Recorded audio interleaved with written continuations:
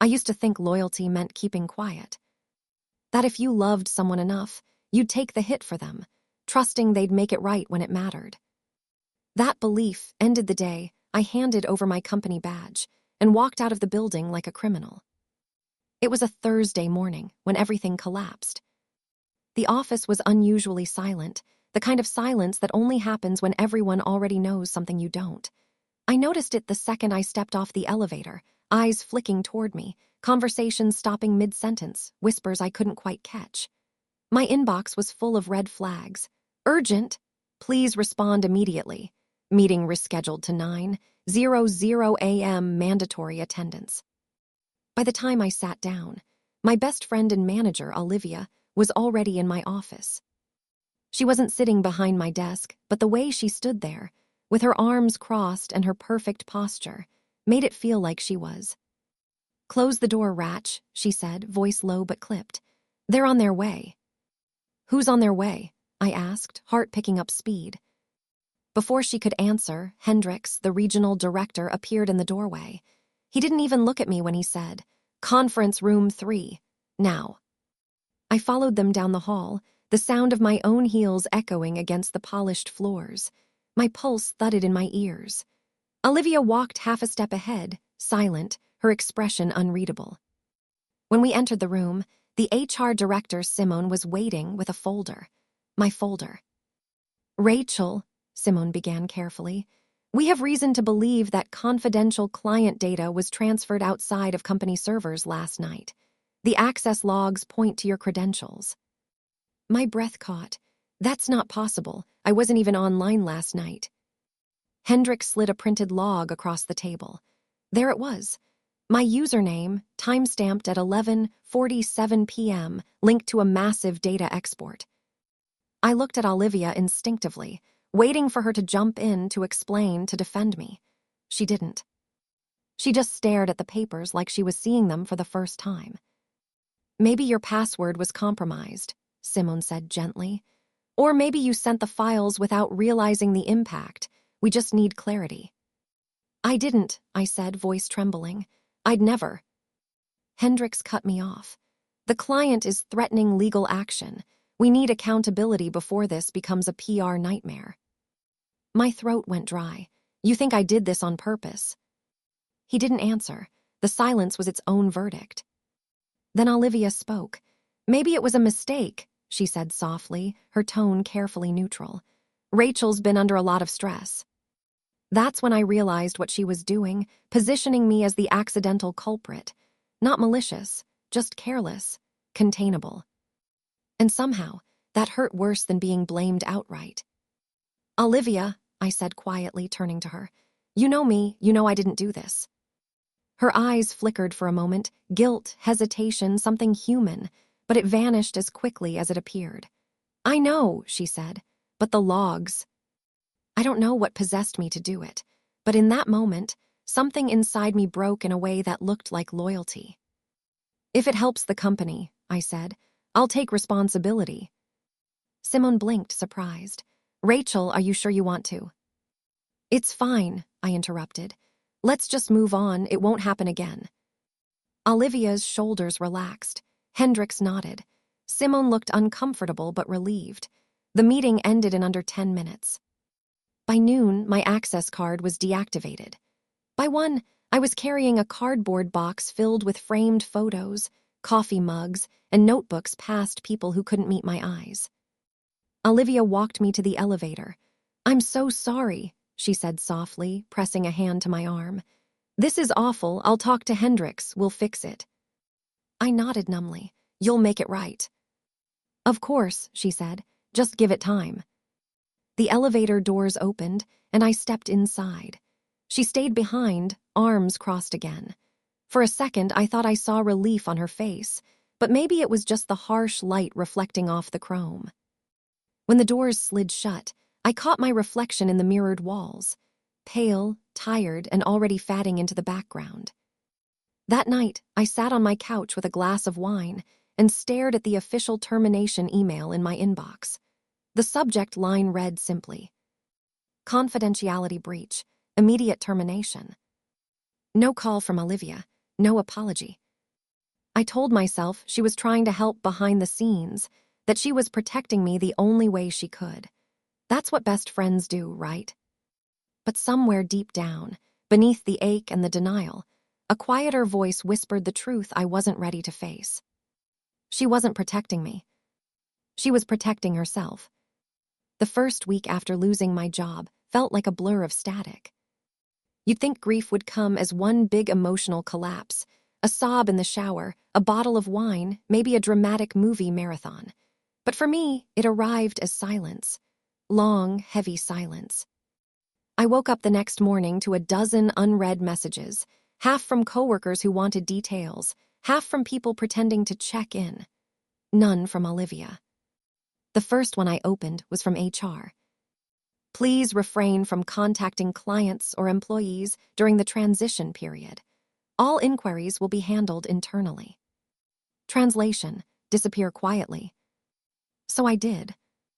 Days bled into each other.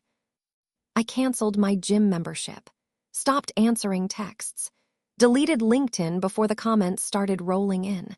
My apartment filled with dishes and unopened mail, as if the mess could absorb my shame for me. Every few hours, I refreshed my inbox, waiting for Olivia's name to appear. Some reassurance that this was temporary, that she was fixing things behind the scenes like she promised. Nothing. On the fourth day, I broke and texted her first. Me, hey, just checking in, any news? Olivia, hey Ratch, things are tense right now. Hendrix is still furious. I'm trying to keep things from escalating. Hang tight, okay? Hang tight. Like I was clinging to a cliff, she'd push me off. 2 weeks later, she was back on social media. I saw it by accident. Someone shared her latest LinkedIn update. So proud of my team for overcoming challenges and proving resilience under pressure. Her profile photo was new. Same smile, but a sharper glint in her eyes. Below the post were dozens of comments praising her leadership, her grace under fire. She didn't mention me once. I scrolled through the comments until I saw one from Hendrix. Couldn't have asked for a better manager during difficult times. And that was it, the moment something inside me cracked for real. I wasn't angry, not yet, I was just hollow. I shut my laptop and sat in the dark until the room blurred. By the third week, rumors had found me. My old coworker Jenna called after a few too many drinks. I probably shouldn't be saying this, she whispered, but people think you leaked those files on purpose, like, for money or something. For money, I said, stunned. You know me, Jenna. I do, she said quickly, but you know how people are, everyone's just scared. Olivia says it was a learning experience for the team, whatever that means. The way she said Olivia's name, soft, deferential, made my stomach twist. After we hung up, I deleted Jenna's contact. By the end of the month, I was broke enough to start job hunting again. Interviews were polite until they were. So, Rachel, one recruiter said, glancing at my resume, you left Clearwater abruptly last quarter. What happened there? There's no good answer for that question when your reputation's been scorched. I decided to move on, I said carefully. He nodded, unconvinced. Would your manager be open to a reference call? I smiled tightly. She's busy. That was the end of that interview, and the next 3 after it. One night, out of habit, I checked Olivia's company page again. She'd been promoted. Vice President of Client Strategy. There was a photo attached to the announcement. Her on stage at a networking event, microphone in hand, speaking confidently under the words women who lead. I stared at it until my laptop screen dimmed. I thought about the day she'd cried in my kitchen after her first breakup, how I'd comforted her with tea and half a dozen pep talks, how many nights I'd covered her deadlines, stayed late to clean up her reports, defended her when she got caught lying about deliverables. And now here she was, shining, unscathed, while I was one overdue rent payment away from eviction. That night, I took my old company badge out of the drawer where I'd shoved it and threw it in the trash. It landed with a soft clink, quieter than I expected. The next morning, I got another text from Olivia. Hey, how are you holding up? I know this whole thing has been rough. I've been so busy trying to stabilize the team, but I've been thinking about you. No apology, no acknowledgement, just the same calculated concern she'd always used to keep me compliant. I stared at the message for a long time before typing back. I'm fine, don't worry about me. And for the first time in my life, I meant it as a threat, not reassurance. That night, I sat on the balcony with my laptop open to an empty job application. I was tired, tired of being loyal, tired of defending people who never defended me. Somewhere between exhaustion and resolve, I made myself a quiet promise. I wouldn't beg for forgiveness from people who never said thank you. And I wouldn't stay silent forever. I didn't know it yet, but that promise, the smallest, quietest spark, was the beginning of everything that came next. The first time I saw her face again, it was on the front page of a business blog. I wasn't looking for her. I was searching for marketing analytics job postings, trying to rebuild some version of my old life, when her photo popped up in the sidebar under Women in Leadership, Rising Voices After Crisis. I froze. There she was, Olivia Bennett, smiling under soft studio lighting, her hands folded on a desk that wasn't hers 6 months ago. The headline beneath her photo read, "Resilience Under Fire, How One Woman's Integrity Saved Her Company." My stomach twisted. For a moment, I thought it was a cruel coincidence. Maybe they just used her photo for something generic, but then I clicked. The article opened with words that might as well have been knives. After last year's data breach rocked Clearwater marketing, Olivia Bennett became the steady hand guiding her team through recovery. Despite internal setbacks, she maintained transparency, protected client relationships, and rebuilt morale from the ground up. There was no mention of me. No mention of who took the fall. No mention of how her recovery started with someone else's destruction. But there was a quote from her. "In leadership, sometimes the hardest lessons come from trusting the wrong people. But you learn, you adapt, you move forward stronger." Trusting the wrong people. My chest tightened. It wasn't just omission, it was accusation. I reread it 3 times, half expecting the words to rearrange themselves into something kinder, something forgivable. They didn't. By the time I scrolled to the end, my hands were shaking. She'd taken my disaster and turned it into her redemption arc. Every talking point, transparency, growth, resilience were lines I'd written for her in old pitch decks. She'd memorized my words, then recycled them for sympathy points. And the comments were full of praise. Incredible leader. Such an inspiration. We need more women like her in corporate America. I felt sick. It wasn't jealousy. It was grief. The kind that hits when you realize the friendship you built your whole identity around was nothing more than a transaction. I closed the laptop, but the silence that followed was unbearable. It felt like the whole world had decided her version was the truth, and I was the ghost of a story no one cared to hear. 2 days later, Jenna called again. Her voice was hushed. "You saw the article, right?" "Yeah," I said flatly. She exhaled. "It's bad. People at the office are acting like she single-handedly saved the company. She's getting invited to speak at conferences now." "Of course she is." Jenna hesitated. "Rachel, I think you should know something. There's a rumor that HR might have, lost the evidence that could have cleared you, like conveniently lost." My pulse thudded. "And you're just telling me this now?" I didn't want to make things worse. I laughed, sharp and humorless. "Worse than losing my job and reputation." "I'm sorry," she whispered. "I didn't know what to do. Olivia said she'd handle it. She told everyone you were okay with how things ended." My grip tightened on the phone. She told people I was okay with being fired for something I didn't do. I think she meant. "Don't," my voice came out cold. "You think she meant well. She never means anything she doesn't plan." The line went quiet. Then Jenna said softly, "I think she's scared of you talking." That sentence sat between us like a confession. Good, I said finally. She should be. That night, I couldn't sleep.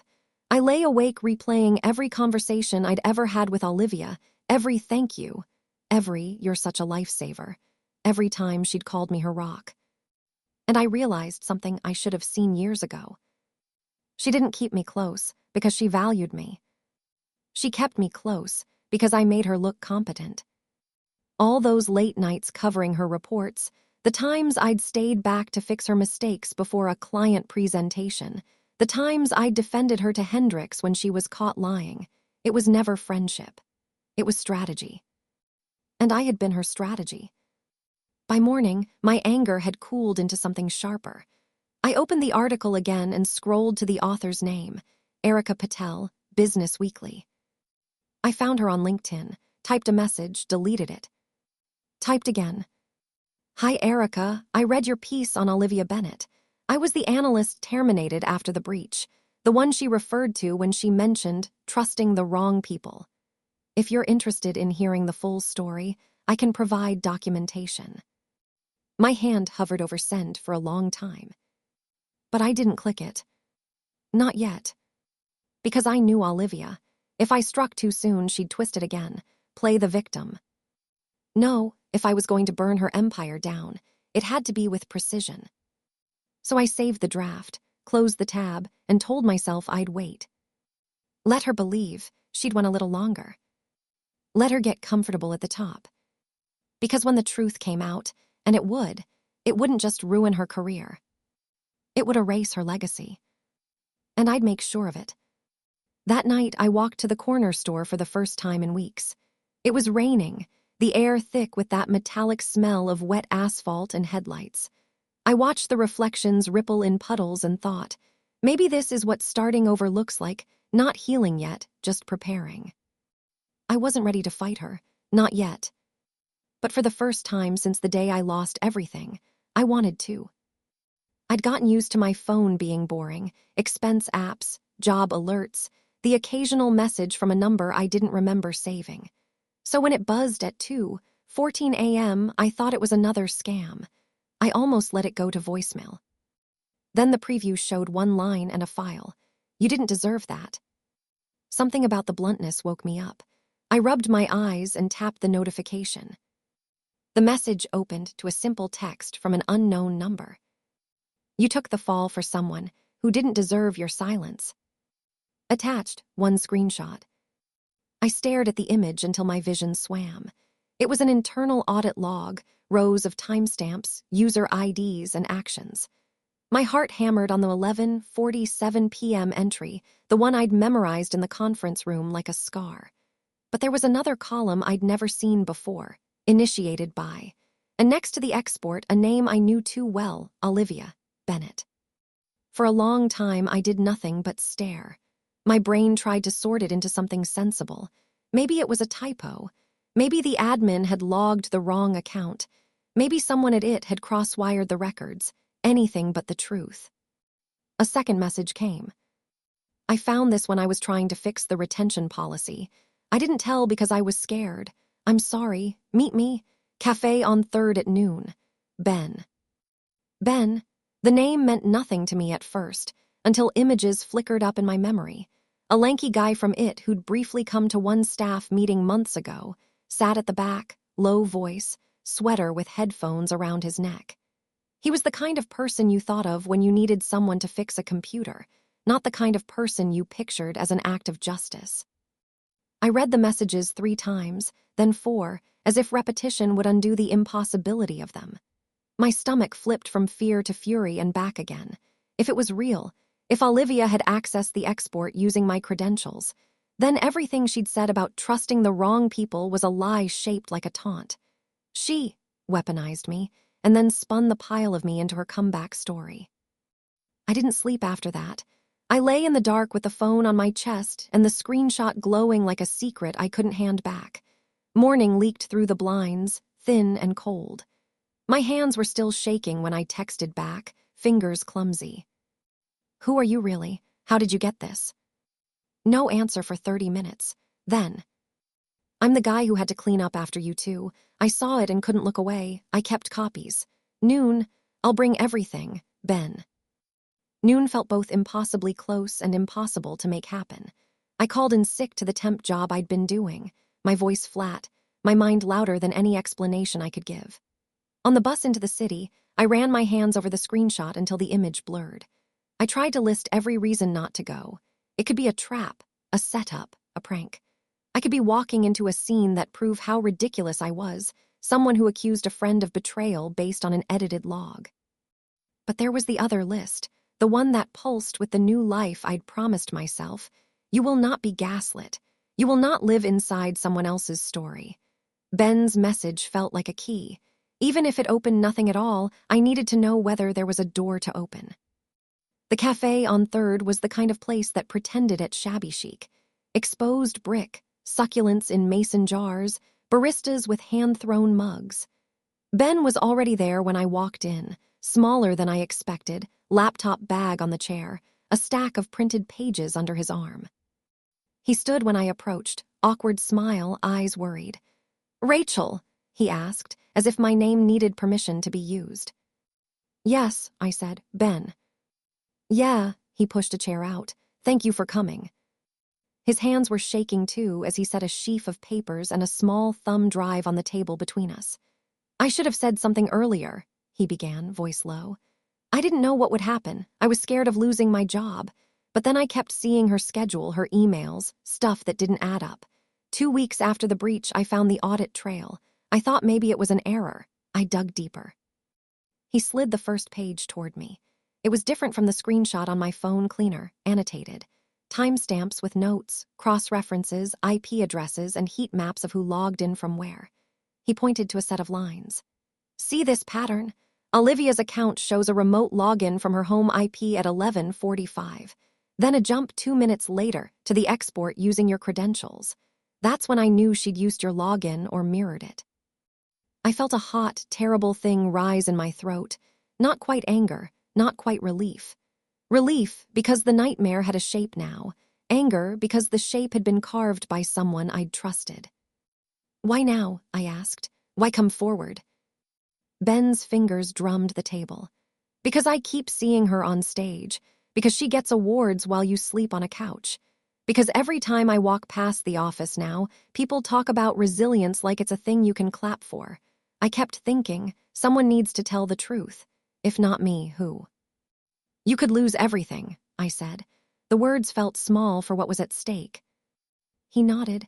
"I know, that's why I came with copies, and backups, and logs from other systems. Not everything's perfect, but it's enough to make someone ask questions." For a long, wordless minute, I held my head in my hands. The cafe hummed around us, phones, milk steaming, clinking china. The world seemed light years away from the conference room where I'd given away my career like a favor. "Okay," I said finally, the single word sounding steadier than I felt. "What do we do?" Ben exhaled as if he'd been waiting for the permission to breathe. "Show me everything you have. I'll correlate it with mine. We'll make a timeline. We go public only when we can't be dismissed as a disgruntled former employee." There was caution in his plan, methodicalness that felt like armor. There was also courage, which felt contagious. I looked at the pages again, the lines and numbers that had become proof. I thought of Olivia's polished interviews, the quotes she'd lifted from my work, the way she'd smiled in the press like she'd stitched a whole career out of someone else's labor. I thought of the promise I'd made on my balcony.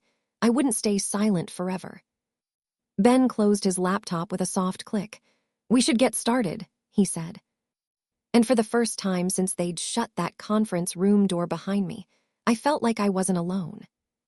When I got home that night, the apartment felt smaller somehow, like the air itself was heavier now that I knew the truth. The folder Ben had given me sat on the kitchen table, sealed in an old manila envelope.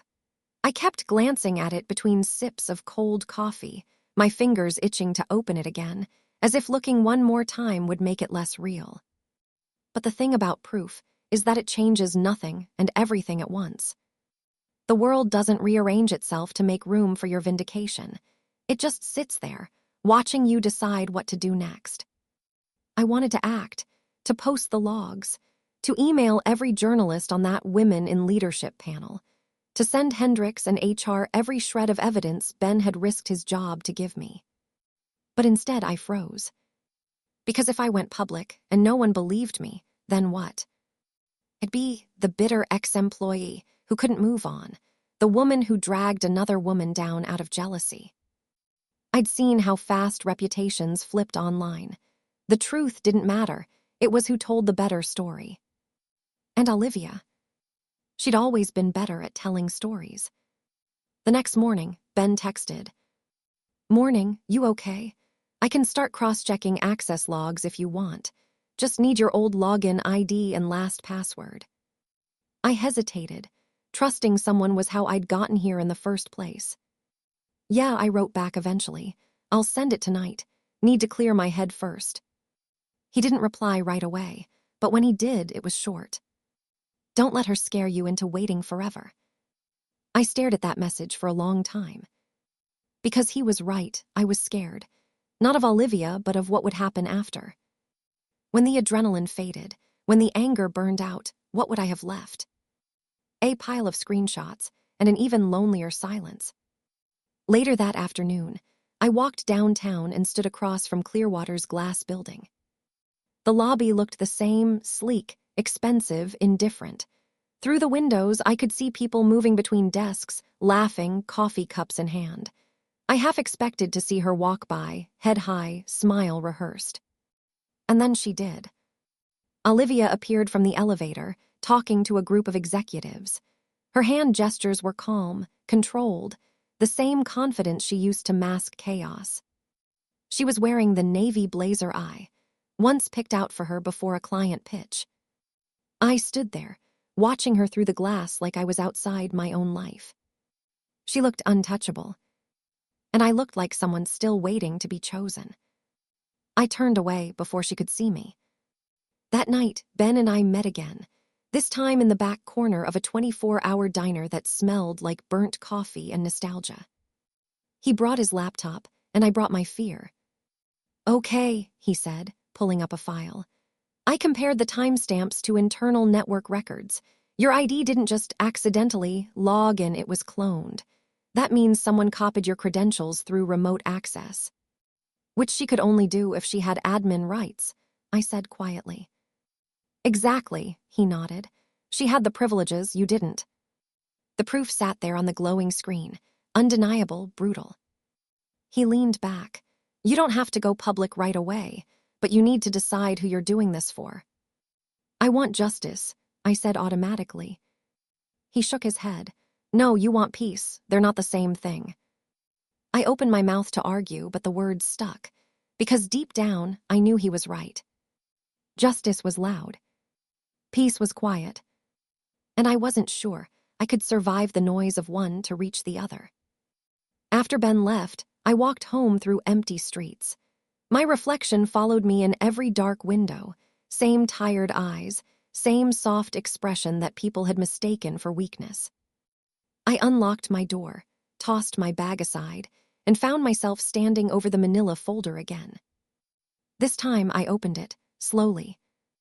Inside were printed pages of access logs, an email chain between Olivia and Hendricks discussing damage control, and a draft of a statement, written by Olivia, explaining how she'd discovered the breach. She'd even outlined her speech for the board presentation that followed. Under the bullet points was a handwritten note in her looping cursive. "Keep it vague. Frame it as a team learning experience. Rachel won't fight back." My throat tightened. That single sentence did more damage than any log or timestamp ever could. It wasn't about the betrayal. It was the certainty. She had built her entire safety net on the belief that I'd stay silent. And she wasn't wrong. At least, not until now. I folded the papers back into the folder and stared out the window at the city below. Streets slick with rain, lights blurring into streaks of color. For the first time since all of this began, I realized something. Olivia didn't just ruin my career. She taught me exactly how to destroy hers.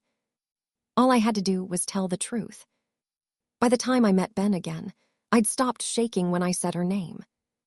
It was strange how quickly certainty could replace disbelief once you stopped running from it. The world hadn't changed, but the way I looked at it had.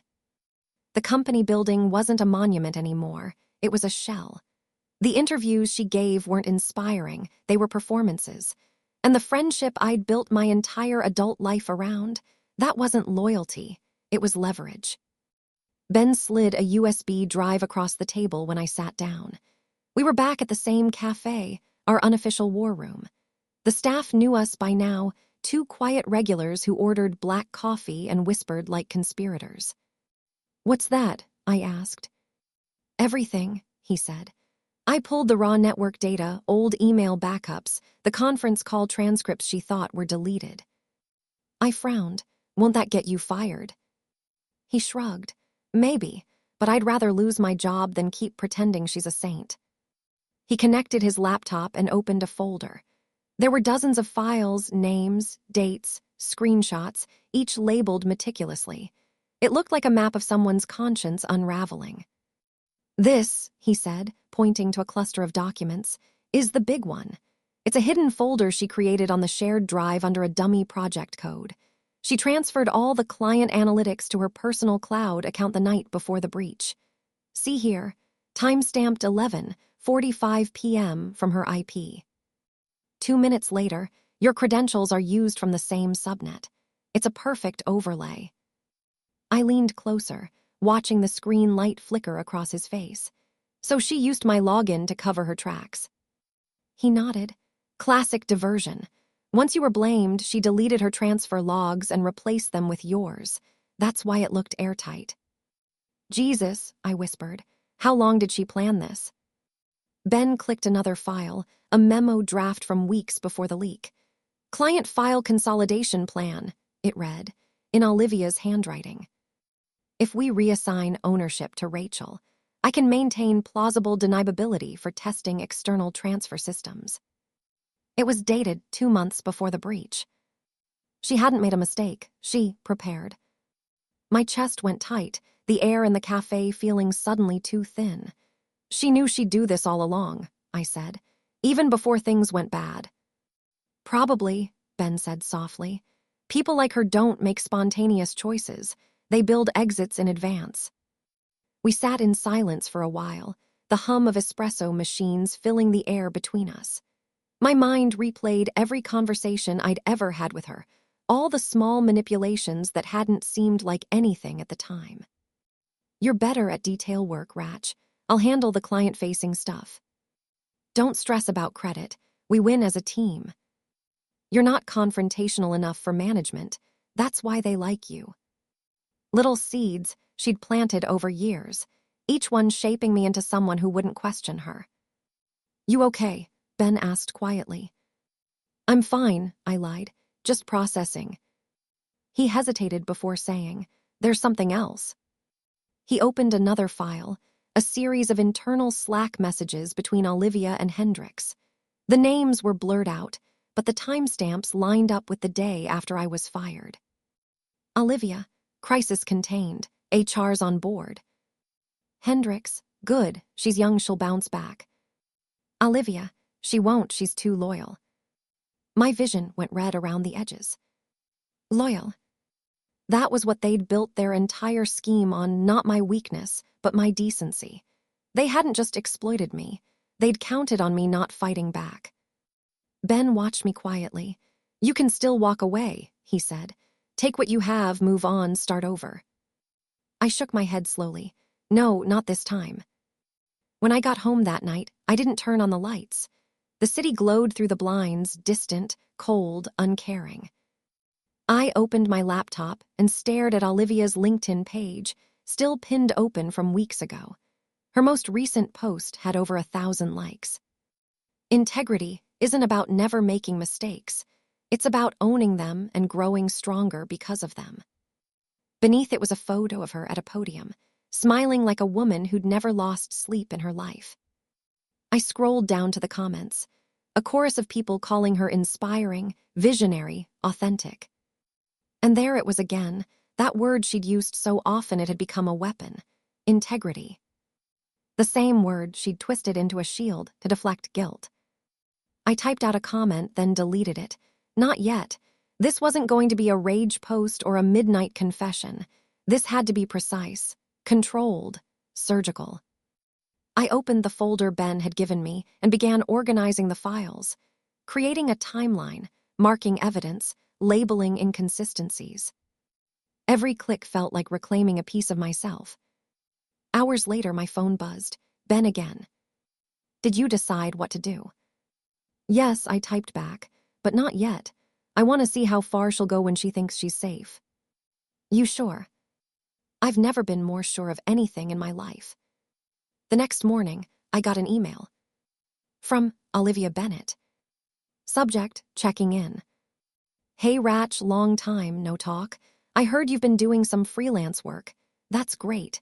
I'm speaking at a mentorship summit next week about resilience and trust. Maybe we can grab coffee after. It'd be nice to catch up. I read it twice, laughter bubbling up before I could stop it. She didn't know. She thought I was still the same woman who'd taken the fall and kept her head down. But that woman was gone. I hit reply. Coffee sounds perfect. When I sent that message, it wasn't out of nostalgia. It was an invitation, not for reconciliation, but for reckoning. Because now I had something she didn't. The truth. And for the first time since losing everything, that felt like enough. The cafe Olivia chose was expensive in that subtle, self-assured way, marble counters, hanging plants, tiny cups that cost $6 each. When I arrived, she was already there. Of course she was. Punctuality for her wasn't about respect. It was about control. She waved the moment she saw me, that practiced warmth radiating like stage lighting. Rachel, you look amazing. I smiled, the kind of smile you wear when you're walking into a storm you've already mapped. Thanks, you too. She stood to hug me, air-kissing my cheek, her perfume familiar enough to sting. It's been forever. I was starting to think you, fallen off the grid. I sat down, calm, steady, something like that. The barista came by, and she ordered a cappuccino with oat milk and extra foam, the same order she used to send me out for during late nights at Clearwater. I almost laughed at the symmetry of it. So, she said, folding her manicured hands over the table, how's freelance life? I've been dying to hear what you've been up to. The way she said dying made it sound like gossip, not concern. I shrugged. A little of this, a little of that, mostly consulting, clients who care about ethics. She smiled politely, missing the barb. That's great. You always had a strong moral compass. The compliment was almost too easy, too rehearsed. I watched her take a sip of her cappuccino, foam catching on her lipstick, and wondered how many people she'd fooled with that same smile. I saw your interviews, I said. You've been busy. Her face lit up, the way it always did when the spotlight found her. Oh, those, God, such a whirlwind. The company's in a better place now, thank God. That whole ordeal last year was tough on everyone. Everyone. I kept my expression neutral. I bet. She sighed delicately, like she was the victim of fate and not the author of it. You know, I never got to properly thank you for how you handled things. You were incredibly mature about the whole situation. A lot of people would have lashed out. You didn't. That meant a lot. I stared at her, the words sinking in like poison. She wasn't thanking me. She was congratulating herself for how well I'd let her ruin me. I did what I thought was right, I said quietly. That's exactly it, she said, leaning forward. That's why I always admired you, Ratch. You're loyal to a fault. It's your best quality. I wanted to laugh. Instead, I took a slow breath. You really think loyalty's a virtue? Of course. Even when it's one-sided. Her brows knitted slightly. What do you mean? You know what I mean. The silence between us shifted just slightly. She tilted her head, the performance slipping by a hairline crack. Rachel, she said carefully, if this is about what happened, we've both moved on. There's no need to drag up old wounds. I smiled, the same one she, once called too polite to be threatening. Old wounds only stay closed when the infection's gone. Her eyes narrowed. I'm not sure what you're implying. I'm not implying, I said softly. I have proof. Her posture froze, just a flicker, but enough. The kind of stillness that comes from someone trying not to reveal panic. Proof of what? I pulled my phone from my bag and slid it across the table, the screen open to a copy of the access logs. Her username highlighted in yellow. My credentials time-stamped 2 minutes later. For the first time since I'd known her, Olivia didn't have a ready smile. Where did you get this? She asked, her voice tight. From someone who decided they were done covering for you. That's ridiculous, she snapped, her charm fracturing. Those could be doctored. Anyone could fake this. I leaned forward, keeping my tone level.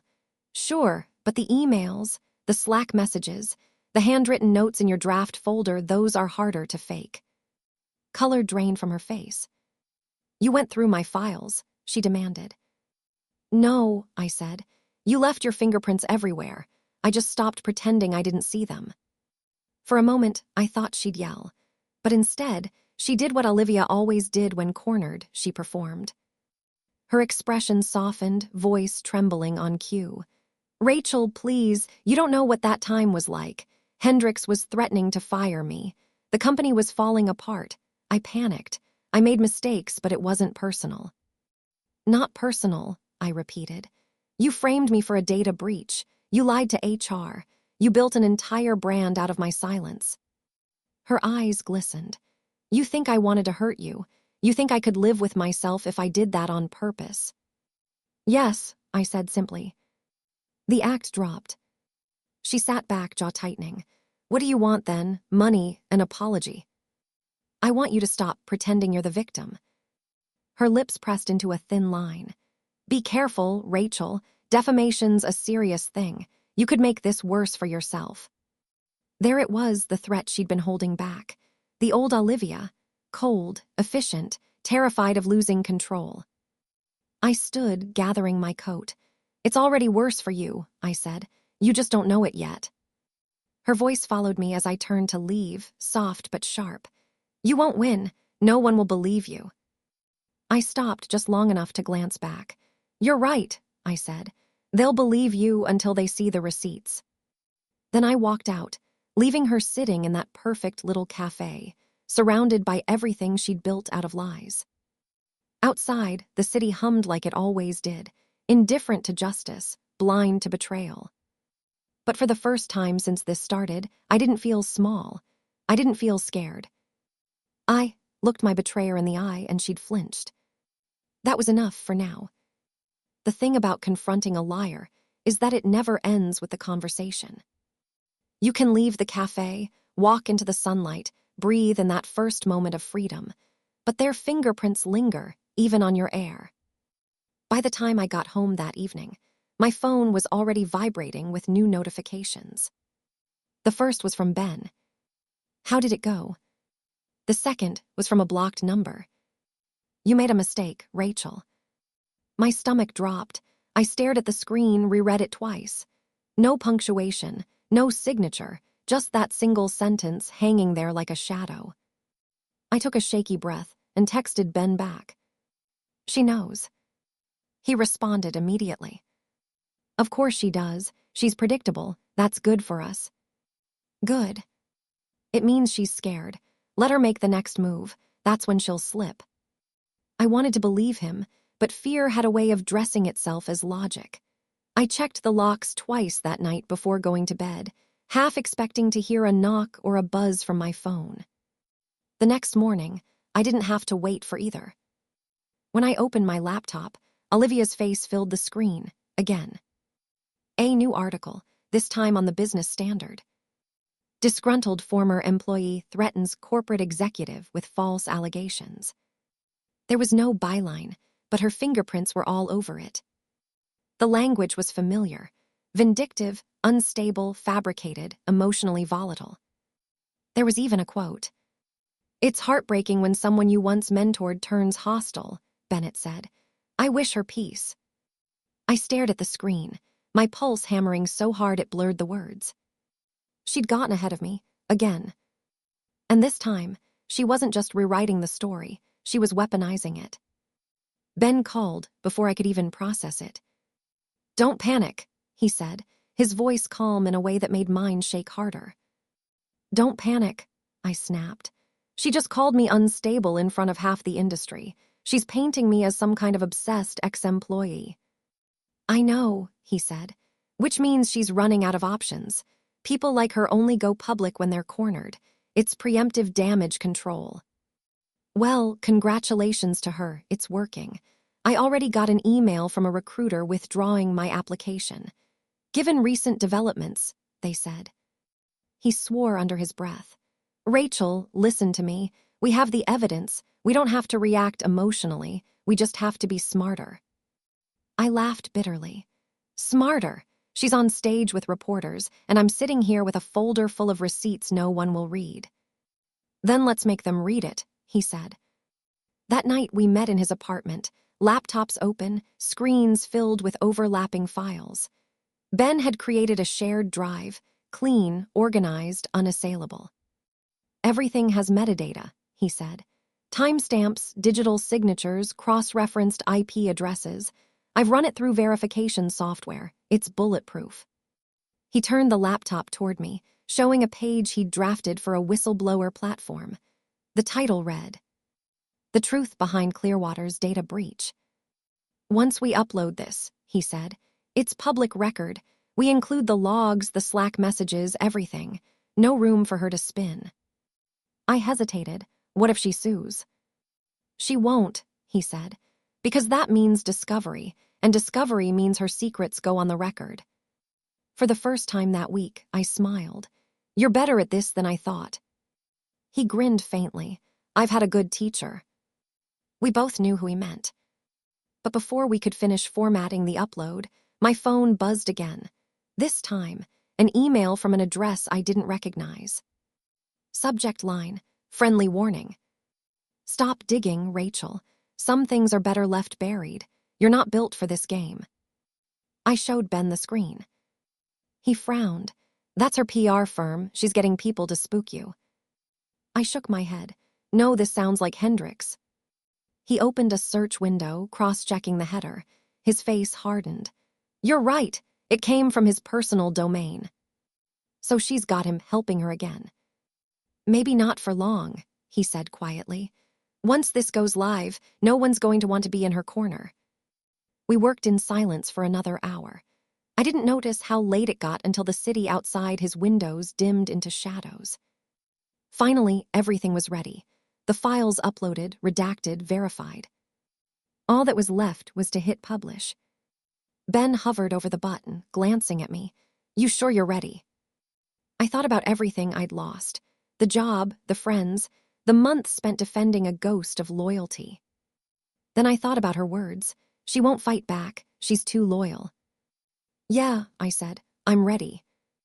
He clicked. The progress bar filled, slow and deliberate. 10%, 40%, 78%, 100%. And then it was done. We sat there, staring at the screen, the silence heavier than applause. "It's out," Ben whispered. I exhaled shakily. "That's it then." But even as I said it, something inside me twisted, not relief, but dread. Because if there was one thing I'd learned about Olivia Bennett, it was that she didn't lose quietly. Ben must have seen the look on my face. "You think she'll retaliate?" "I know she will."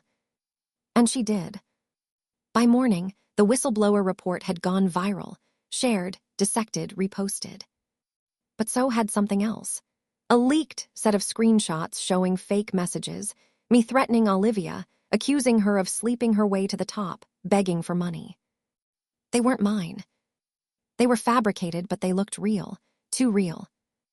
My phone lit up nonstop, reporters, old coworkers, strangers calling me vindictive. Crazy. Obsessed. Ben's name started trending too. Disgruntled tech employee fuels smear campaign against former boss. She was faster. But this time, she wasn't smarter. Because now there were two stories, and people were finally asking which one was true. As I watched the chaos unfold, one thought pulsed steady beneath the noise. She'd fired the first shot in her own undoing. All I had to do now was let her talk herself into the grave she'd dug for me. The morning after the storm hit, the world was already on fire. Every feed, every platform, every industry forum had my name, or hers, somewhere near the top. Bennett's scandal trended before I'd even finished brushing my teeth. At first, I couldn't look. I didn't want to. The thought of thousands of strangers dissecting my life made my skin crawl, but avoidance wasn't an option anymore, not after everything she'd done. So I opened my laptop and faced the chaos head-on. There it was, the whistleblower report Ben and I had published, sitting on the front page of the Ethics Wire. Verified, documented, time-stamped. The logs, the emails, the cross-referenced IP trails, all laid bare. Underneath the headline, Executive Integrity or Calculated Deception, was a byline I hadn't expected, by Erica Patel. I blinked, the same journalist who'd written Olivia's glowing profile months ago. The first paragraph was clinical, factual, but the tone was different now. New evidence contradicts the narrative surrounding last year's Clearwater data breach. Internal files suggest that Olivia Bennett, previously praised for her resilience, may have orchestrated the transfer and misattributed it to a subordinate. It went on, citing timestamps, metadata, and anonymized testimony from a verified IT source. Ben. The article didn't name me directly at first, but halfway through, there it was my name in black and white.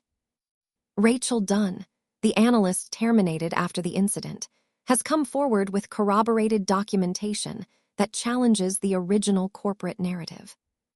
I read that line 3 times, has come forward. It sounded so simple, like it hadn't taken me a year to grow the courage to speak. By noon, my inbox was unrecognizable. Subject lines blurred together. Interview request, The Guardian. Follow up on Clearwater documents. Ethics podcast feature opportunity.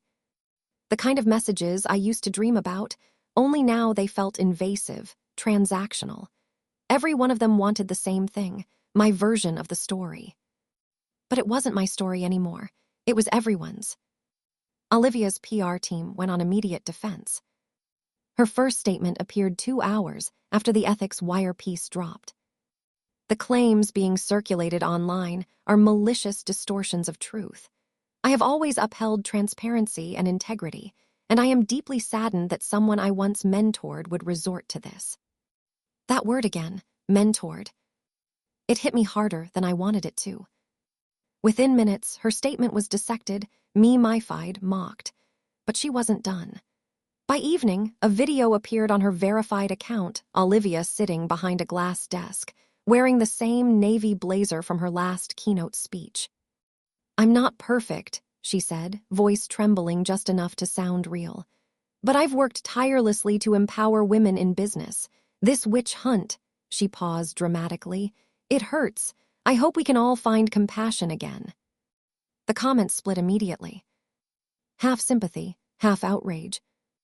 And somewhere between them, the truth clawed its way through. Ben called. I could hear the exhaustion in his voice. "It's working," he said. "People are actually reading the documents. Journalists are verifying the metadata." "And the fake screenshots?" I asked. "Already debunked by 3 cybersecurity analysts. Turns out she's terrible at forgery." I almost smiled, almost. But the noise online was relentless. For every person defending me, 10 others hurled abuse. They called me bitter, vengeful, a disgruntled woman who couldn't handle the corporate world. And still, despite it all, I felt something I hadn't felt in a long time: power. Not the kind Olivia wielded in boardrooms, but the quiet kind. The kind that came from knowing no one could gaslight you anymore. "I don't want this to become a spectacle," I said softly. "It already is," Ben said. "The only thing you can do now is decide how you'll end it." That night I sat in front of my webcam. My apartment looked small behind me, cluttered, unfiltered, real. I didn't plan a script. I didn't wear makeup. I just spoke. "I used to think being loyal meant being silent," I said. "That protecting people who hurt you made you strong. But silence isn't strength. It's consent, and I'm done giving mine. I didn't name her. I didn't have to. The truth was already out there. I just needed to own it. The video wasn't dramatic. No tears, no monologue, just truth. I posted it to the same platform where she'd staged her apology. Within hours, it had more views than hers. People shared it, not because it was sensational, but because it sounded human. The comments were different this time. Finally, someone said it.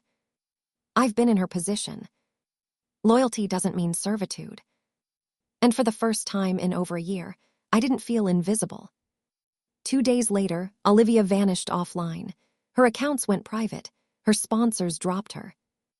A formal investigation was announced by Clearwater's board, following the emergence of new evidence. It was over. But the victory didn't feel like fireworks.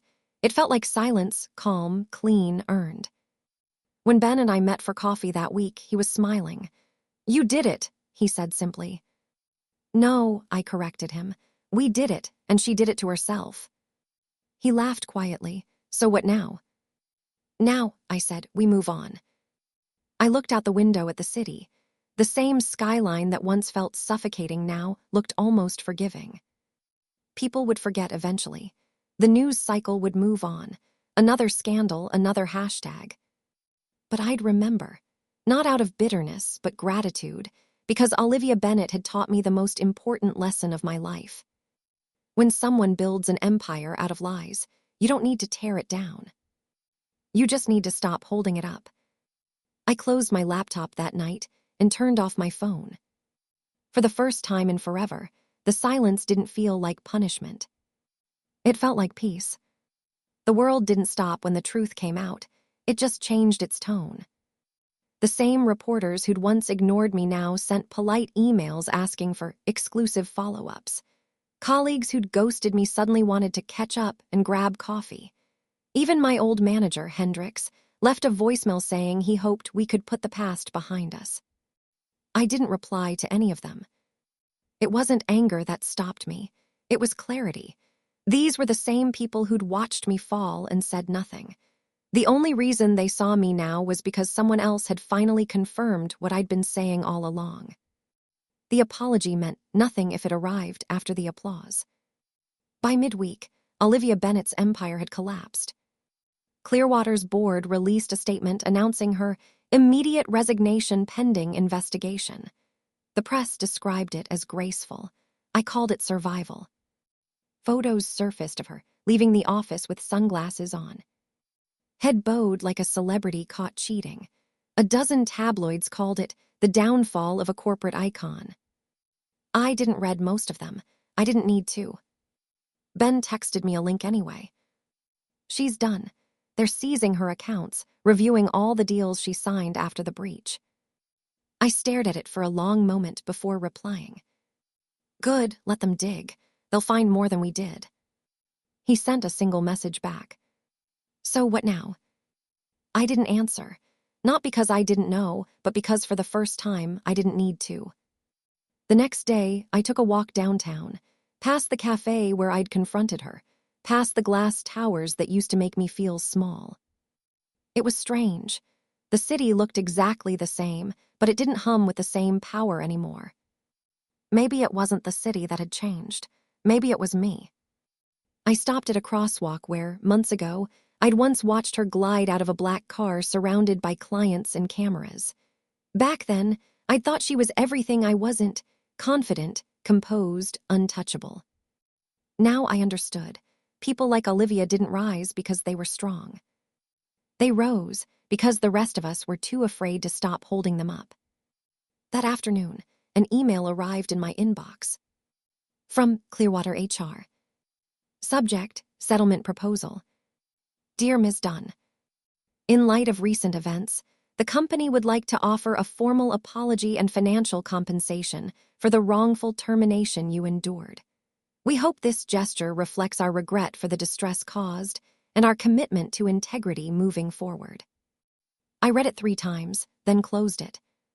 Ben called an hour later, practically shouting, "You saw the email, right? Rachel, this is huge. They're admitting fault. You could take them for millions." I don't want their money, I said. He paused. Then what do you want? I already have it. He exhaled, quiet for a long time. You know, he said finally, most people would have burned the place down after what they did to you. I smiled faintly. I didn't have to, it collapsed on its own. The following week, Erica Patel reached out again, the journalist who'd written both Olivia's praise piece and her undoing. She wanted to interview me for a feature called The Price of Silence. I agreed, but only if it wasn't about revenge. We met in a small park near the river, no cameras, just a recorder and the sound of wind in the trees. She asked me about Olivia, about Clearwater, about the night I'd chosen to publish the evidence. Was it worth it? She asked quietly. I thought about it for a long time before answering. Justice isn't worth it, I said. Peace is, but sometimes you can't have one without dragging the other through the mud first. Erica nodded, eyes soft, pen still. What would you say to her now if you could? I smiled, not bitter, not triumphant, just tired. Thank you. Thank you. For reminding me what loyalty really costs, and how much it's worth when you stop giving it away for free. That night, I got another message from an unknown number. For a moment, my stomach flipped, old paranoia rising again. But the text was short, almost desperate. You win. Are you happy now? No name, but I didn't need one. I stared at the screen for a long time before typing back. I'm free, that's close enough. Then I blocked the number. A week later, I walked into Clearwater one last time, not as an employee, not as a plaintiff, but as a guest speaker. The board had asked me to talk to their new hires about ethics and accountability. The irony almost made me laugh, but I went anyway.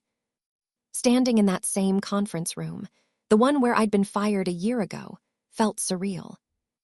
Different faces this time, but the same sterile smell of ambition. I told them my story, not as a cautionary tale, but as a reminder. Integrity, I said, isn't about being flawless. It's about what you do when someone asks you to be quiet. The room went still. One young woman in the back, nervous, wide-eyed, raised her hand. So, what do you do when telling the truth costs you everything? I smiled. Then you build something better from the ashes. After the talk, I met Ben outside. He handed me a small folder with new paperwork inside, documents for Honest Strategy Co., our consulting firm. Clients are already reaching out, he said, grinning. Companies that actually want transparency. Imagine that. I flipped through the pages, laughing softly. We'll probably lose half of them once we tell them the truth hurts. He smirked. Then we'll keep the ones who can handle it. We walked together down the street, the sun low over the skyline. For once, I didn't feel like I was walking away from something. I was walking toward it. At home that night, I opened my laptop one last time. Olivia's accounts were gone. Clearwater had new leadership. The internet had already found a new scandal to feed on. But tucked between all the noise was a comment under my old video. They called it revenge. I call it remembering who you are. I sat there a long while, smiling at the glow of the screen. Whoever wrote that got it. Because this was never about destroying her. It was about rebuilding me. And for the first time, I didn't need to prove I was the good one. The truth had done that for me. It was almost poetic, how the final act of Olivia Bennett's downfall didn't come with sirens or headlines. It came with silence. By the time spring arrived, the investigation was over. The board released a sterile, one-paragraph statement confirming multiple ethical violations. They called it closure. I called it overdue. She lost her position, her sponsorships, and the carefully curated public persona that had once made her untouchable. And then, one morning, she reappeared. A shaky live interview. Different backdrop, different tone, same manipulation. The video popped up on my feed while I was waiting for Ben at our new office, our office. Just 2 rooms above a print shop, sunlight bleeding through dusty windows, and a potted plant we'd named after the intern who kept forgetting his charger. The headline read, Olivia Bennett breaks her silence. I was betrayed too. I hit play. Her voice was softer now, the confidence gone from her posture. I made mistakes, she said, eyes glistening. But I was not the only one. I was under immense pressure. My former colleague, Rachel, knew things were wrong and she said nothing. I think we both failed each other. The host nodded sympathetically. So you're saying you take partial responsibility? Olivia smiled faintly. Responsibility isn't the same as guilt. I've already lost everything. I just hope one day she forgives me. Forgives her? The audacity almost made me laugh. Even in ruin, she found a way to script herself as the victim. Ben walked in a few minutes later, 2 coffees in hand. Morning, boss. You see the latest pity parade. I turned my laptop toward him. She's reinventing herself again. He sighed, setting my coffee down. Of course she is. Some people can't live without an audience. I almost admire it, I said quietly. How fast she rebuilds her lies. He grinned. Yeah, but this time she's building on sand. He wasn't wrong. The comments below the video told the real story. Half of them called her out. The rest were tired, done with the drama, done with her. The spell was broken. For the first time, I didn't feel the need to respond. I closed the laptop. Let her talk. Ben raised an eyebrow. You sure? You could dismantle her again in 10 minutes flat. I don't need to, I said. She's talking to an empty room now. That afternoon, our firm's first major client arrived, a small environmental nonprofit looking for ethical marketing consultation. They didn't want flash or spin, they wanted honesty. And that, finally, was something I could give without hesitation. During the meeting, I found myself explaining the new philosophy Ben and I had built into every project. Transparency isn't a brand, I told them. It's a promise. You don't use it to protect your image. You use it to protect people from becoming collateral damage. As I spoke, I caught Ben watching me from across the table, that small, knowing smile tugging at his lips. When the client left, he leaned back in his chair and said, You sound like a manifesto waiting to happen. I laughed. Let's hope I never have to write another one. He tilted his head. You realize, don't you? You've come full circle. Same job title, same skill set, different kind of power. Maybe, I said, but this time I'm not helping anyone hide. That night, after we locked up, I took the long way home. The streets were quieter than usual. For the first time in a long time, I noticed the way city lights flickered like breathing, alive, imperfect, unashamed. I passed the old Clearwater building without meaning to. The new banner on the glass doors read, Under New Leadership. I didn't stop. I didn't even look inside. I just kept walking, a faint smile ghosting across my lips. Some ghosts didn't need exorcism. Some just needed you to stop turning around. A week later, Erica Patel emailed me again. She'd seen Olivia's interview and wanted a comment for a follow-up piece. Her subject line read, Final word.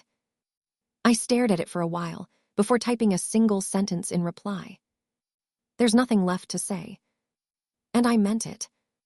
The next morning, I woke up early, sunlight cutting through my curtains, and realized something small but monumental. For the first time in over a year, I didn't wake up thinking about her. No imaginary arguments in the shower. No phantom guilt. No checking her name online to see what people were saying. Just quiet. It didn't feel like victory. It felt like freedom. Ben stopped by that afternoon with takeout and 2 envelopes. What's this? I asked. New contracts, he said, and a letter for you. A letter? He handed me a cream envelope, no return address. I recognized the handwriting instantly. Olivia. My pulse stuttered as I opened it. The note inside was brief, written in blue ink, steady and rehearsed like everything else she did. Rachel. I saw your interview. You won. Congratulations. For what it's worth, I never hated you. I just didn't know how to lose. Oh. I folded it neatly and set it aside without replying. There was a time I would have dissected every line, searching for sincerity. Now I knew better. Losing wasn't her tragedy. It was her truth catching up. That evening, I stood on our office balcony, watching the sun dip behind the skyline. The city looked golden, like the end of something and the beginning of something better.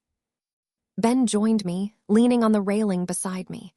"You know," he said, "most people spend years trying to get closure. You actually found it." "Maybe," I said. "Or maybe closure isn't something you find. Maybe it's what's left when you stop needing answers." He smiled. "That's poetic." "I'm serious." "I know," he said. "That's why it's poetic." We stood there in companionable silence, two survivors of someone else's ambition, breathing air that finally belonged to us. Later that night, I opened my journal and wrote one final line before closing it for good. Loyalty used to mean silence. Now it means knowing when to walk away. And for the first time, I didn't write it for her. I wrote it for me. It's strange how quickly a new routine replaces an old life. 6 months after the scandal, people stopped whispering my name like it was fragile. Clients stopped introducing me as the woman from the Clearwater thing. Even the journalists, who once treated me like a headline, moved on to fresher scandals. I didn't mind being forgotten. In fact, I preferred it. Because this, quiet mornings, coffee that actually stayed warm, a workspace filled with laughter instead of tension. This was what I'd been fighting for all along. Peace doesn't arrive with applause. It arrives with absence. The absence of fear. The absence of people who drain you. The absence of needing to prove anything. Our firm, Honest Strategy, had grown faster than either of us expected. Ben and I hired 2 full-time analysts, a design intern, and a retired accountant who ran our numbers like a benevolent warlord. We had clients who didn't flinch when we told them the truth, and others who did, but paid anyway because they wanted to get better. That was the deal.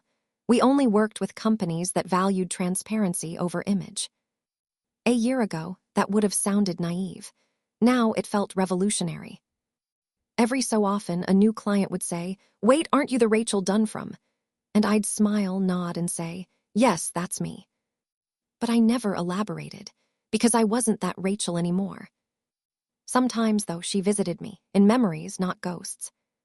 I'd be sitting in a meeting, explaining an audit report, and I'd catch myself saying something Olivia used to say, only softer, truer.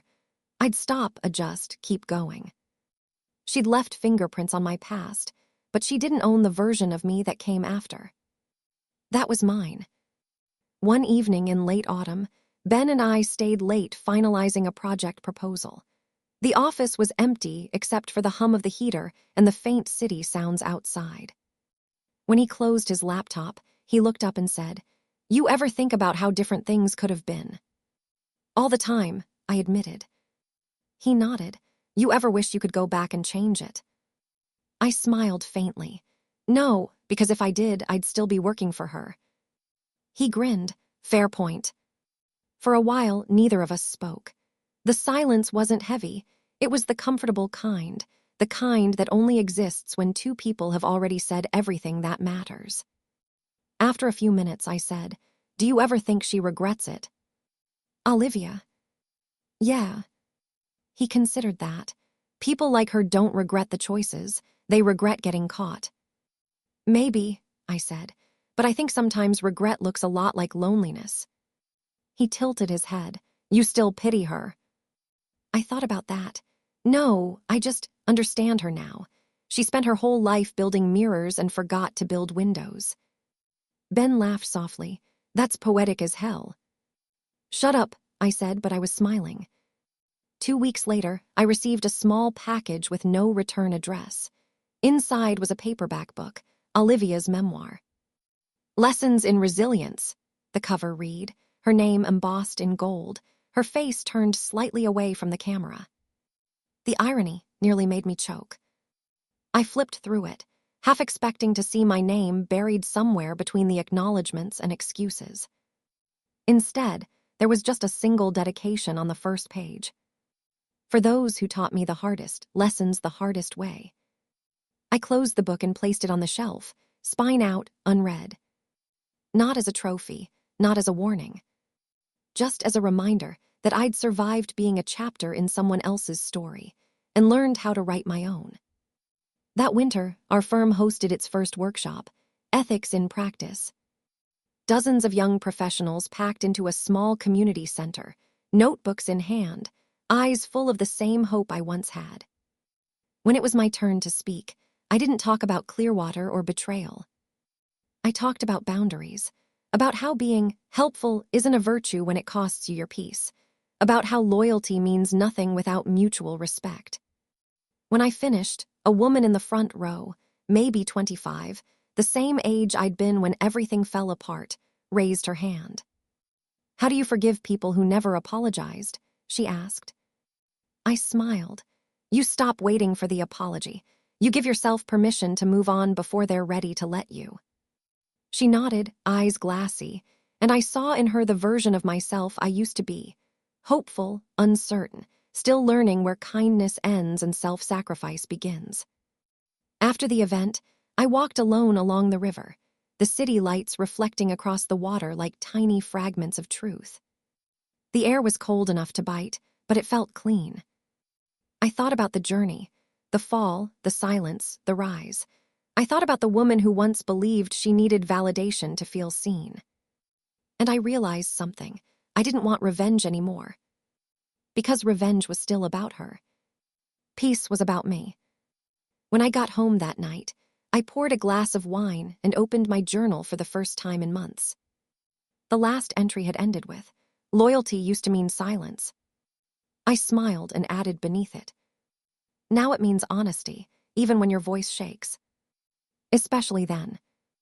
I closed the journal, set it on my desk, and exhaled. For once, there was no unfinished business left. No noise, no ghosts, no Olivia.